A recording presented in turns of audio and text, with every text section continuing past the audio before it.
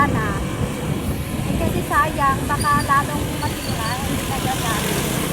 Ayaw man ako pagamitin ng motor, eh, takot siya eh. Kaya sali-salita niya, ayaw na niya nito. Ay! Pag tuwing baha guys, pag tuwing baha, malakas ang ulan. Ang pangit itong motor kasi yung ano ng gasolina niya, malalagyan ng tubig. Kasi mababa yung lagayan ng gasolina. Hello! Ganda rin ba?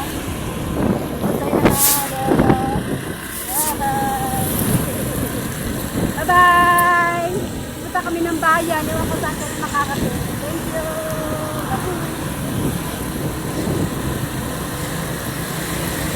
Ayaw!